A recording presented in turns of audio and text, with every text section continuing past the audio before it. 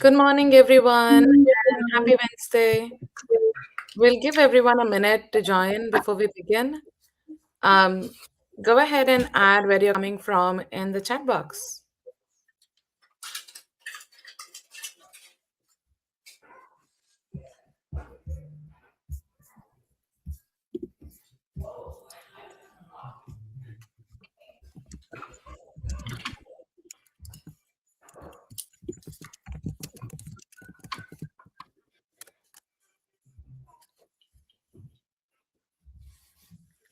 Awesome. I can see AJ from Iowa, from Connecticut, Vanessa from California, Tiffany from ISG in Indiana, Richard from New York, Jason from Alabama, Angel from Virginia. That's a mix of everyone from like pretty much all over. That's awesome. Thank you guys to take some time and join for our webinar today. Let's go ahead and get things started here. Again, thank you so much for joining us for our Punchlisting in Fieldwire webinar. I'm Pranati Gumpa. I'm a marketing program manager here at Fieldwire. Before we begin, I have a few housekeeping items. So, to ensure the smooth session, all the attendees are muted. But please don't hesitate to ask any questions you may have in the chat box, the same place where you've added where you're joining from. You also have some reactions that you can help. If you like a point, feel free to give us a thumbs up and stuff like that. We will have a Q&A session at the end of this presentation, and we will do our best to address as many questions as we can. For any questions that we don't get to, we will reach out to you directly and make sure you guys are answered. We also have some poll questions during the webinar for you to participate in. This will just help us to understand the demographics a little bit more. So when they pop up, go ahead and please select your answer. Additionally, at the very end, we have a short 5-question survey. This is where it tells us the usefulness of the content that we deliver, and it also helps us to plan for future webinars and what do you like and what kind of content that you want to see. So please take a couple of minutes to fill that survey as well. And before we dive into the webinar today, let's go ahead and answer these couple of poll questions to understand again the demographics a little bit more. So the first poll question is here. What type of company do you work for? I'm seeing a good mix of AEC, GC, sub. Also, if you're selecting other, go ahead and write what other means in the little chat box. That way we have some idea about what type of companies you're joining from.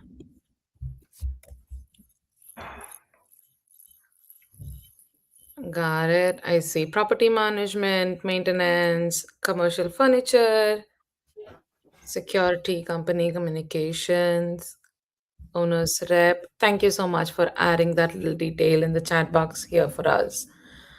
Um, Again, I have another quick poll question for you. This is just to understand the different roles that you are at your company. What's your role at your company? PM, project coordinator, engineer, project executive, super foreman. Again, thanks, Jeff, for kicking it off. If you're selecting other, go ahead and add what that other means in the chat box.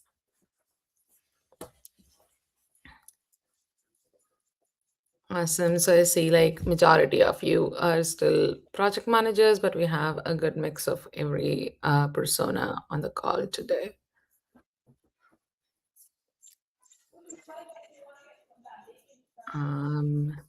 Awesome. Thank you so much for taking that time. Without further ado, I would like to welcome Brent Collins. Brent, the floor is yours. Awesome. Thank you, Pranathi. Hi, everyone. My name is Brent Collins. I'm a Senior Construction Success Manager over here at Fieldwire. I've been here for 4 years, actually, this week. So definitely have a sound understanding of the Fieldwire platform, but I also come from the industry. So I graduated from San Diego State University with a construction engineering and management background, and then went on to work in the industry for about 12 years, working for general contractors, large and small.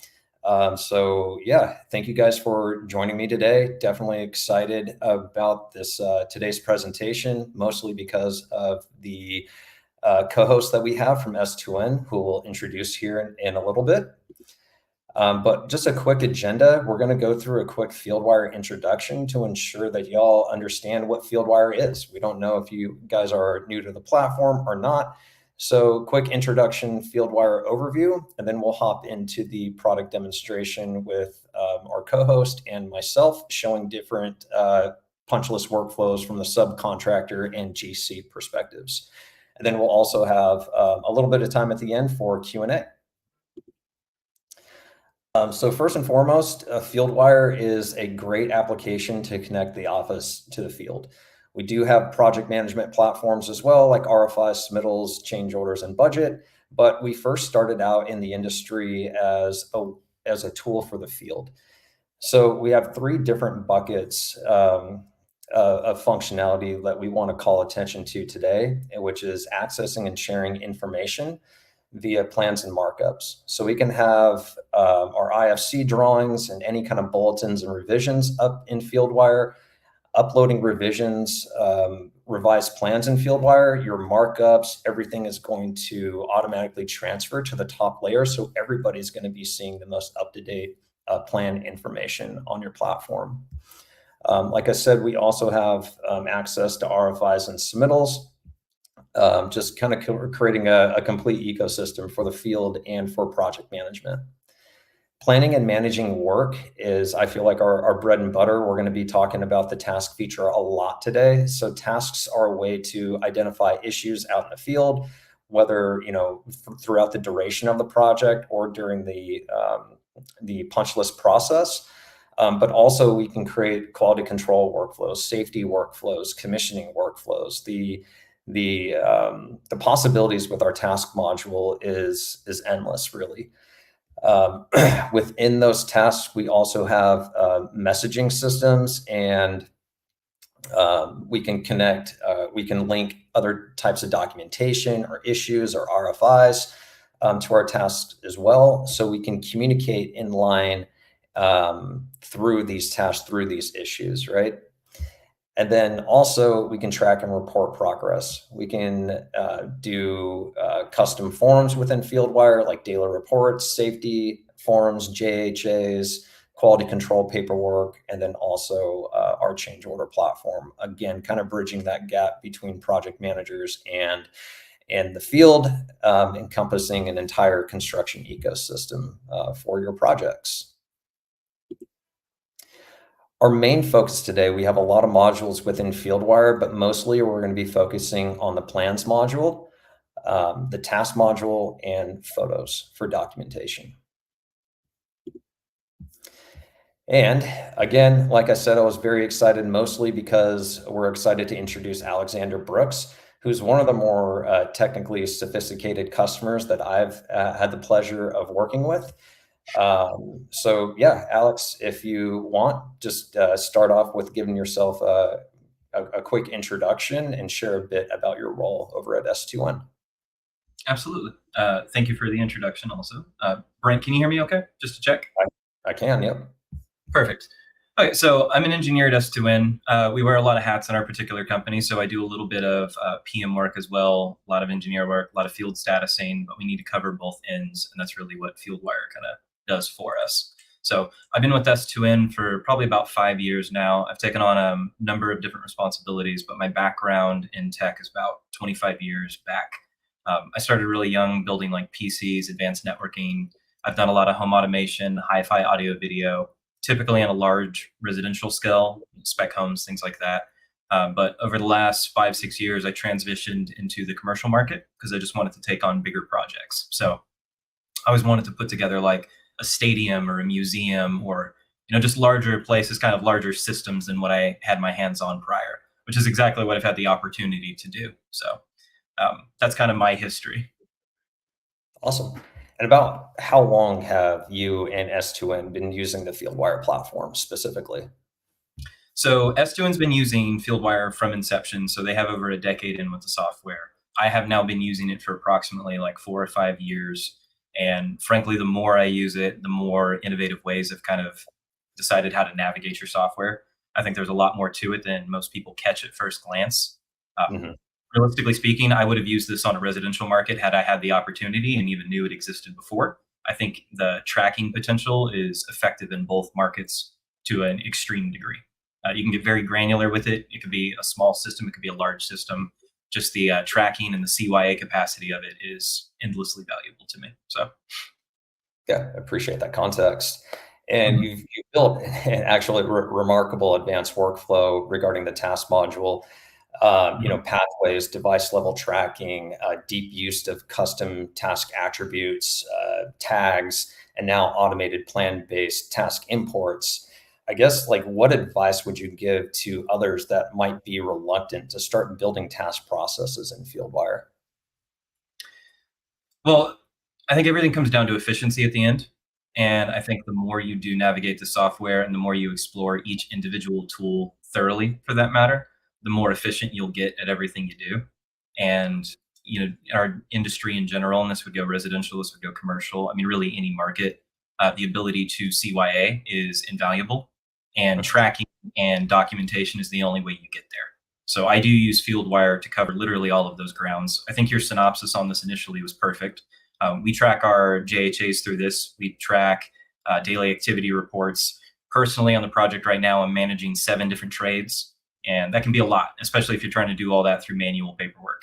So not only do I use it for tracking each of those subs, I have the ability to add them all as users and extend that control to each one of them.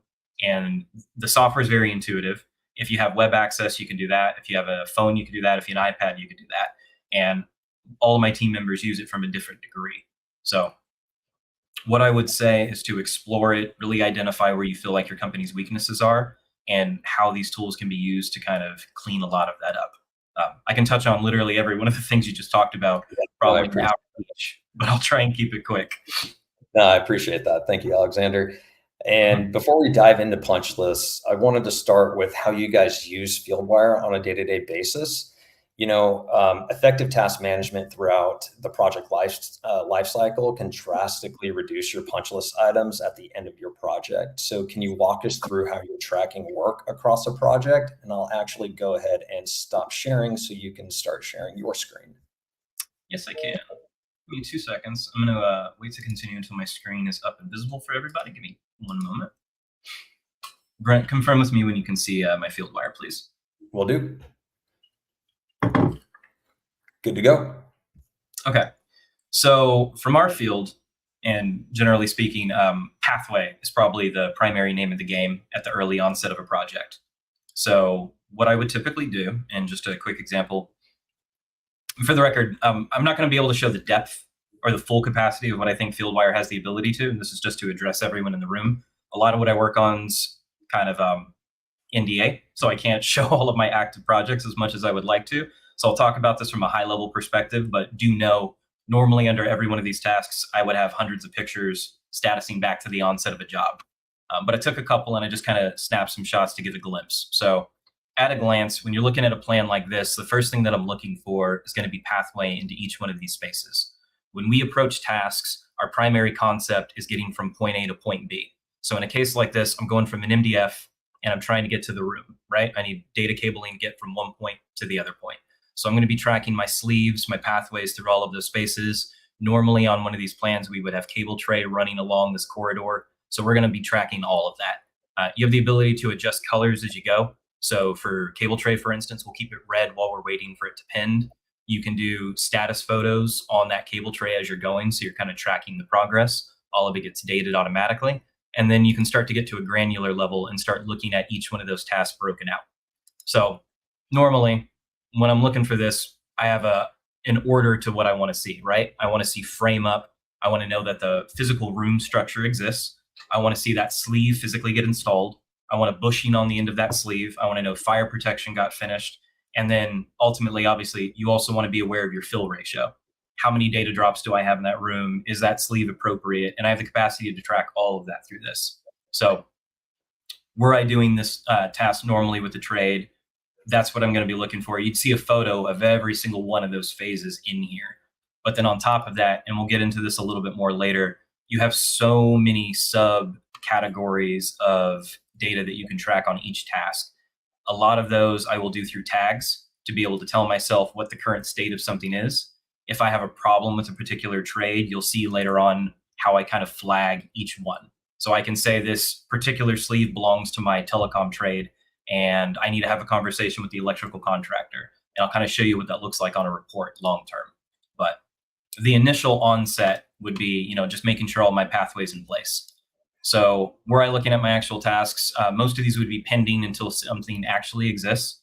Like I said, I'm going to be looking for framework, which means I'm waiting for the rough-in to occur. So I would move the task into that phase. So if I look at my plans and I see a lot of red, I know I'm waiting for things to actually get built out. I typically use a status that I refer to as pathway incomplete, and that just tells me that while I can leave the physical room I'm in, I can't make it all the way back to where I need to go yet. Because the primary goal for me is to direct my next sub to keep moving. I want him to pull cable, but I don't want him to start doing that until I can do a large enough portion of the building to make it efficient and useful for that sub. So as I transition from pathway incomplete to ready for cable, I want to know my sleeve's in place, my cable tray is done, and I can arrive at the MDF. And that's effectively what I'm trying to look for. So the life cycle for just the sleeve task kind of lives in those first four. Technically speaking, when it comes to this, I'm never going to move it beyond yellow. Once I'm able to pull cable through all those spaces, I'm good on pathway. And then I would transition in kind of the next part of the life cycle, which would be in the individual tasks for devices and kind of various components. You good with me progressing from there? Do you have any questions? No, I mean, my next question was going to be about tags, but you absolutely nailed it. So every trade can get its own tag, so you are able to track, which trades are responsible for the next step in the process, depending on the task. Yes. The next thing I really wanted to point out to everybody in the room is your custom task attributes are some of the best that I've seen. So can you walk us through which CTAs you've created, why, and how they've helped you throughout your Fieldwire journey?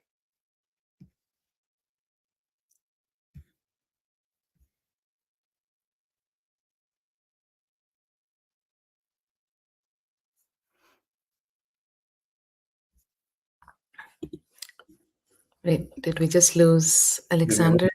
Did we lose him? Yeah, looks like we might have. Yeah. Let's give him a minute to join back. Looks like he's hopping back in here. Very sorry about that. You guys hear me okay?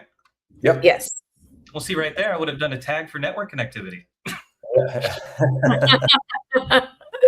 So 2 seconds. Let me reshare and see if we can't get rolling again. No worries. Sorry about that. You're good. You're good. I hope everybody else managed to stay connected there. Don't know what happened. All good. Job sites can be like that, though. Did you hear my question about custom task attributes? I did. It cut off almost immediately before I was going to say a word. All right. Right on. Take it away. Right on. All right. So leading back into things, custom task attributes for me are kind of a major thing. I'm going to pull this one up for a second. Now, you're not going to see everything that I would normally use, although there are some very effective ones in here that I like tracking a MAC address, tracking an IP address. MDF IDF is huge, room name, room IDs. A unique one that I would highly encourage more people to try is a lot of times when you're dealing with multiple trades, you'll find that the majority of them have a particular identifier that they use for tracking all of the tasks on their plans. It's easiest to speak to them in their own language. So I usually have one that I will call device ID or something along those lines. And that is where I would always aggregate the data from my sub on what that device is called. If it's a camera, what ID does my sub associate that camera with? Is it CA-001, or is it a door contact? Is it a card reader? Whatever that may be, that type of thing becomes extremely effective in reporting and in tracking. Because as you receive information from your sub, you can utilize those attributes externally in spreadsheets, email communication, everything, just kind of keep everybody on board. Some of my favorites, give me 1 second while I pull up one more screen here. Alexander, can you also turn on your camera? I think Yeah, when you okay, my join. camera's off. I'm so sorry about that. No worries. Yeah, let me pull this off to the side so I don't show some information I'm not supposed to. Don't want that. Yes. So MDF IDF is huge. Being able to track delineations, I think, is extremely effective. Tracking your individual subs so that you can break out the grouping for different types of tasks using filters is very helpful. If you have a particular trade that something falls under, or if you want to be able to track a category, let's say under these categories, I have 10 different types of data. Having a loose field specifically called data will allow you to kind of aggregate all those things together. Little off the wall ones that you may not consider offhand, consider adding things like wire quantity. Because if you ever need to, let's say, put together an order for the exact amount of cat that you're going to need on a particular project, and you know the number of drops you're going to have, you start to get an idea for how many patch panels you're going to need, how many ports are going to be taken, and you can get all of that information collectively through this custom task tracking. At the appropriate time, I'll kind of talk about some of the extensions that Fieldwire has the capacity to work with and why all that information becomes so useful. But those are some of the general kind of custom task attributes that I personally enjoy playing with. But I highly encourage you to just kind of explore those. Absolutely. And real quick, can you touch on, because I do want to hop into the punch list process, but you do have checklists for like your MDF rooms, IDF rooms, and stuff like that. Can you explain how that helps you? I can. So that comes into play in multiple areas as your, let's say, multiple times of a project's life cycle. Were I to come into the MDF that I have on this particular project, this play project, if you will, there's kind of a baseline of what you're looking for from the moment you get that room. You need fire suppression taken care of. You need to make sure if you're going to have, let's say, plywood up on the walls, any requirements that are there, or all the walls stamped already. Things that you're going to be looking for to be able to install ladder rack, cable tray, and to kind of get that ball rolling. Has the room been painted? Is overhead work complete? Was my flooring installed? Do I have entry into the room? Can I exit the room? Am I waiting for owner IT to be able to move in? Is my room in a clean state? Do I have clean air? Do I have functional power? All of these things are extremely effective in tracking on the tasks. Now, you can look at this in two ways. One, for your own personal tracking, this is very important. But two, as you need to apply pressure, let's say, to the general contractor, and they're asking you, hey, what's the holdup? Why are we not done in that particular room? I can always fall back to my checklist and tell them, well, hey, these are the major items that I'm looking for. And, as we get closer, you'll already know what it is that I'm going to be asking for. So if you decide, let's say, give your general contractor view of your Fieldwire, but not necessarily control, you can give them the ability to see your punch list so they can predict what you're going to ask for next and hopefully efficiently get ahead of that game. So that's the type of thing that we will usually use a checklist for. Separate from, of course, towards the end of a project, when it comes to punch list, these are all those little gotchas that can catch you, just in case something got by you that you forgot to track. So checklist at the beginning just for progress, checklist for the end of punch list. It's all massive. Very helpful stuff. Awesome. Appreciate that. Again, I know this webinar is in regards to punch lists, but what really stands out to me is the way that you guys document issues throughout the life cycle of the project.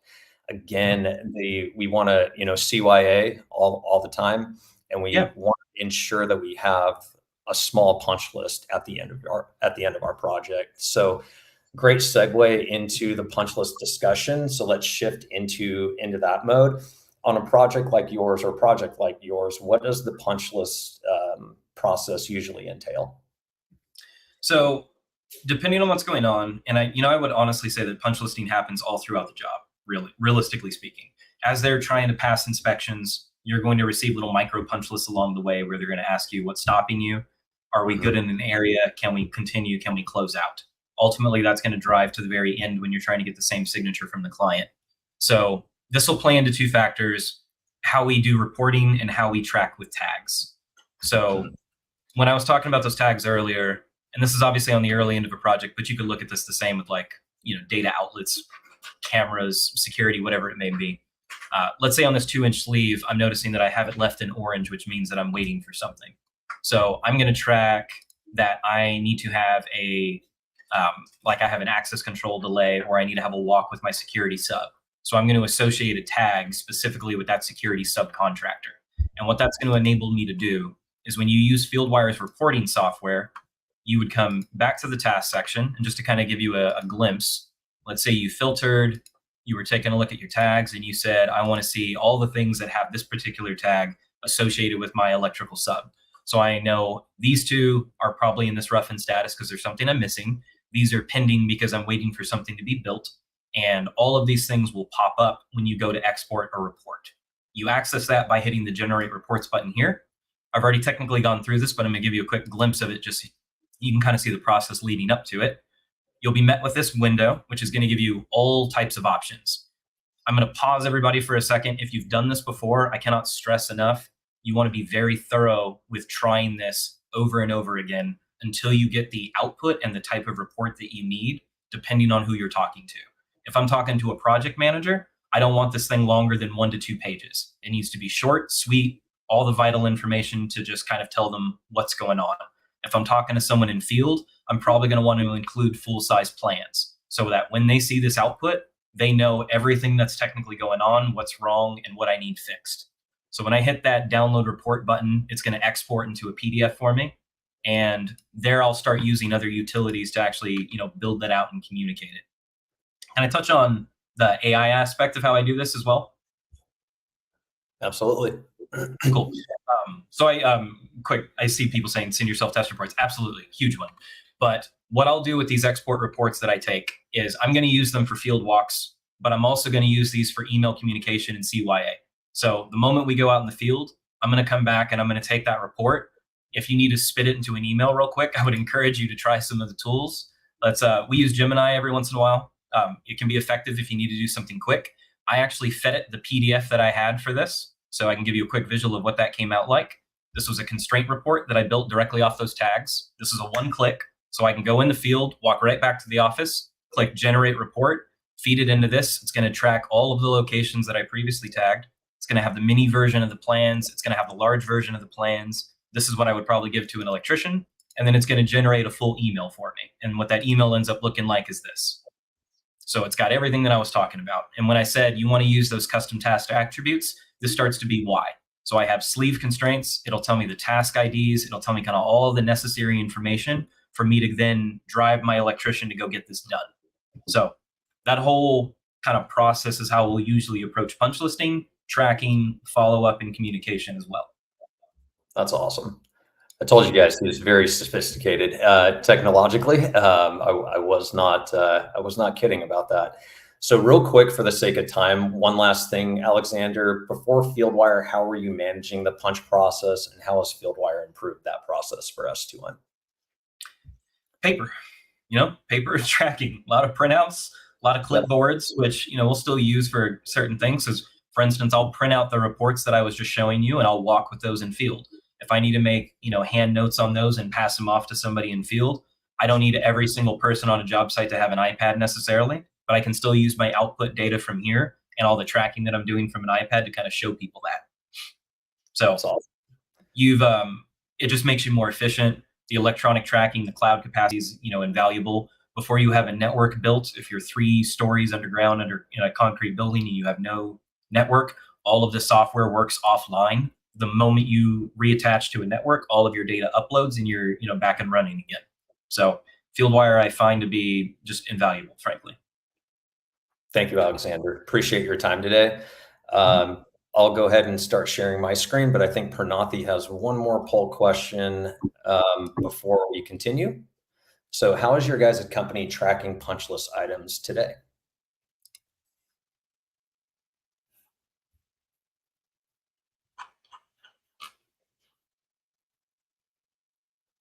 Gotcha. Pretty good. Yeah, we got most people using Fieldwire already. A lot of people using Excel and Photos. I've done that myself as well. Not the funnest process. Other construction softwares, that's great. If you could pop into the chat what other construction softwares you guys have tried in the past, that would be really helpful for us. Cool. All right. I'm going to go ahead and share my screen now, and I'm going to go ahead and show you guys kind of like the punch list process from a GC perspective. And really, once we get into a project, we want to make sure that our categories, we have a category for each individual sub or each individual trade that is on our project. Creating categories is very easy. You just scroll down, type in the word, and a unique identifier is going to show up as well. So an abbreviation of what the category is. After that, what we can do is we can manage our statuses. So again, remember guys, we can have up to 20 task statuses in Fieldwire now. That came out about a year or two ago. So I have a standard punch list operation here: open, assigned, in progress, rejected, rework needed as my open task types, ready for review, and verified for my track and verified statuses as well. These are customizable. You can use whatever flow works for your company. This is just what I identified today. And then finally, what I want to do from a GC perspective is if I go into the settings module and hit manage permissions up in the right-hand corner, I can click edit permissions. And what I can do is I can turn off the ability for members and followers to create tasks. We want to control the punch list process in our project, right? So if you guys do have subcontractors that are members and followers, being able to turn off their ability to create tasks allows you to control within your project. So again, that is a very new feature that came out earlier this year. Very excited about it. It's going to provide a little bit more structure to your punch list process. If I hop into the plans module now, there's a couple different ways that we can do tasks within Fieldwire, right? So this is an option of creating individual task pins in your room to identify each deficiency on your project. Now, again, we can do this in the field when we're walking, which I'll show you as well. But for example, if I open up this, this electrical task, and I know it's electrical by EL, I know that it's open because it's not in green or blue. So that's a really good indication of I have a lot of open items in this particular room. So we can change the status, we can select the category, we can assign this. We can keep this internal, or we can assign it to our subcontractor that's on the platform. I actually included a custom task attribute for punch list, and we just select yes if this is a punch item. A lot of times our customers will have multiple workflows simultaneously within Fieldwire, and this unique identifier here is going to allow us to filter and report by only our punch items on this project. We can also use locations. You can leave the locations as high level like I'm doing here, or we can have more granular locations as well if we want to. We can provide a photo to identify the issue, and then we can provide a photo after the fix has been identified. Now, I want to call attention out to paint touch-up. How many times does this happen on a project and several times in each room? We don't have to create a new task for each one of those. We can right-click, we can duplicate that task and place the task in an alternate location. So there is streamlined ways to create tasks for those punch list issues that are very frequent throughout our project. If I hop over into the mobile version, creating a task pin in a particular location is very easy to do. I can just tap. This item will pop open, paint touch up. We can use voice to text. We can assign it to our painter.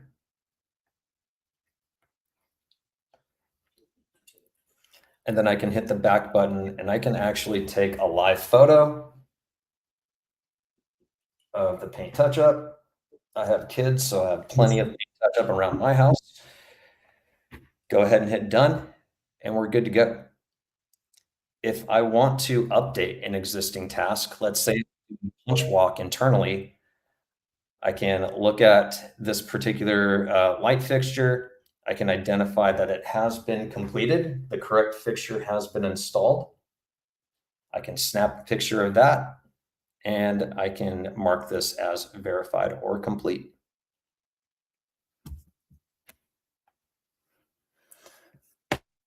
Now, that is only one option, right? I've seen other companies do another option here. So let me make sure all tasks are highlighted here, clear my task filters.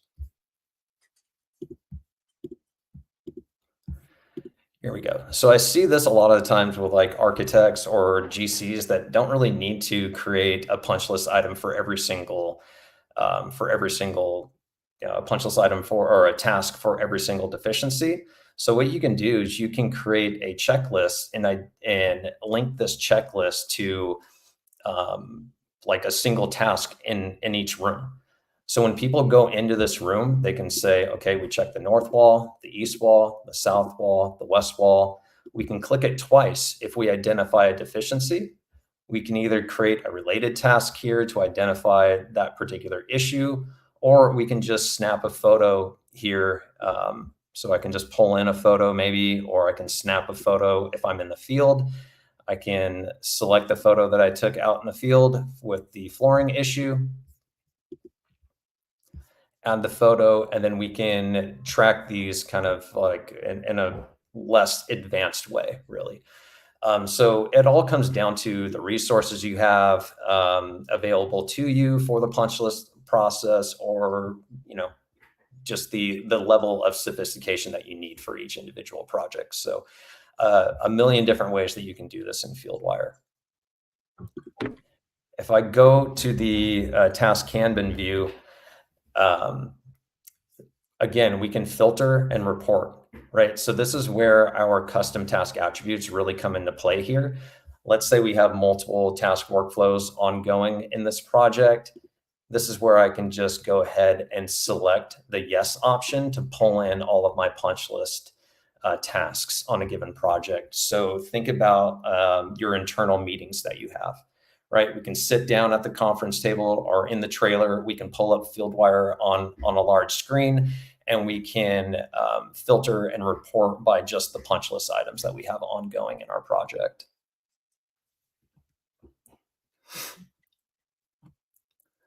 Yeah, and then also the task report as well.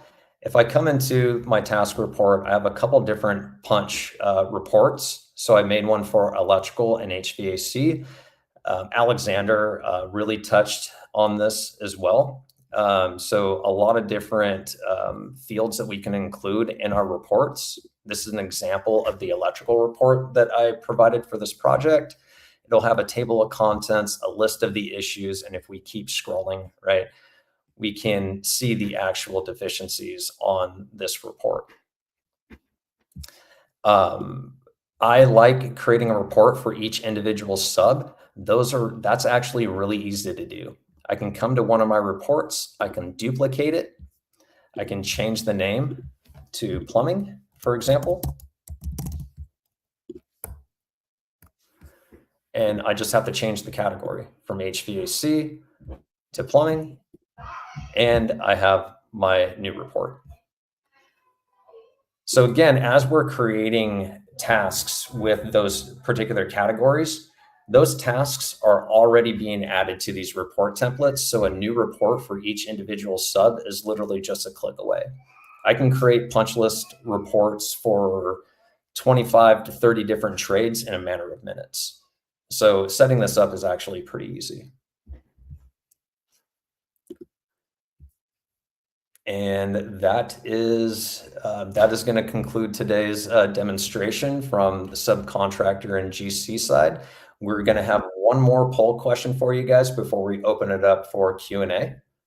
So thank you so much, Brent. We have this last poll question here. With the workflow shown today, add value to your current processes, organizations, or communication. If you're saying yes, feel free to add what part you liked. And we're gonna dive right into it. The Q&A is here in a second.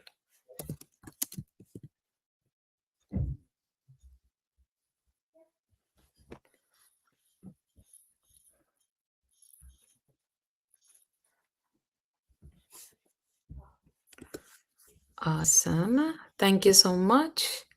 Let's go back to a round of Q&A. The first question, Brent, this is probably for you.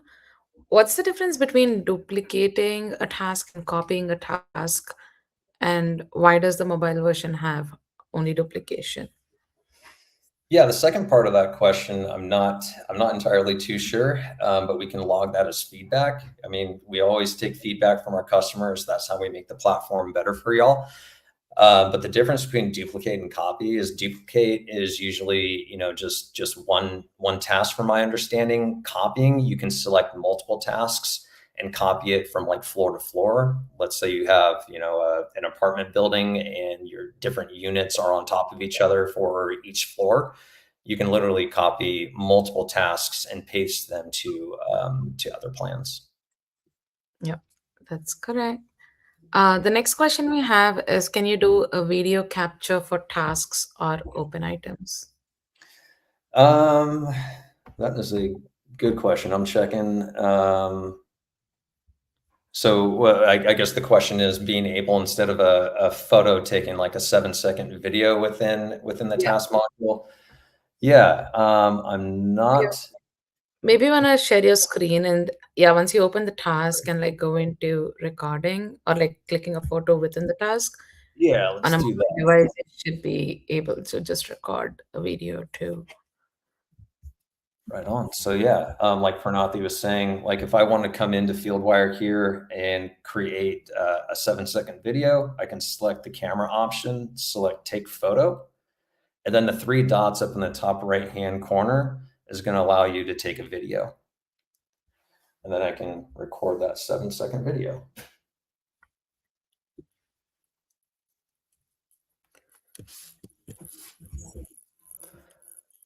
So yeah, you just, once you open up the camera option, again, you hit those 3 dots in the top right-hand corner and select the video option.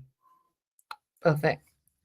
The next question is, when I do a punch list, I'm making notes of all kinds of things, some of which are not notes that need to be published in a report for the contractors. So, are you able to pick which sets of specific tasks are published so that the certain tasks are not published in a report? So, basically, when you're creating a report, is there a way you can differentiate a certain kind of tasks versus the other? Can you maybe talk a little bit about the filters and tasks while Yeah, reports? definitely. So if I'm understanding the question correctly, I mean, your task reports are really going to allow you to choose, specific different categories depending on what you're trying to communicate to maybe external users or something like that. So when you're doing your reports, it really comes down to the different categories. That's why I like to have a lot of categories, right? So we can create a lot of different custom reports, and we can actually have these custom reports automatically sent to external users daily, weekly, or monthly as well. So again, making sure that your reports for what you're trying to produce in your output is associated with the different types of categories that you want to show in your report. Hopefully, I explained that okay. Yep. Have you spoken about like the tags as well? In regards to reports. Yeah. Yeah, I mean, kind of the same thing, right? I mean, whatever you're trying to export in this report, it all depends on how you're using the task attributes, really. So categories, tags as well. So if you're using tags for punch list items or card reader installation or anything like that, now only the categories in electrical category are only tasks that have the electrical category and have a tag of card reader installation is going to show up in your report. So it all depends on how you're using those attributes and ensuring that the same attributes are identified in your custom task template. Yep. The next question here is, how many task attributes can we add? Is there a limit? So yeah, there are the option to have 20 on a given project. But the good thing is you can actually delete ones that you might not be utilizing. So As long as you have under 20 additional custom task attributes, you should be good to go. Perfect. Thank you. We are at time. I know we have more questions coming in. We'll reach out back to you to reply back on those. Thank you so much, Alexander and Brent, for taking this time and showing the workflows for our customers here. And thanks everyone for joining. Again, feel free to take a couple of minutes to fill in the survey. It just helps us of this content.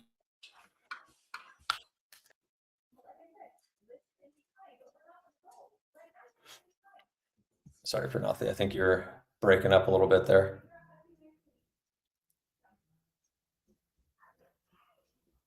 All right, we might have lost Pranathi there, but thank you guys again for your time today. And if you guys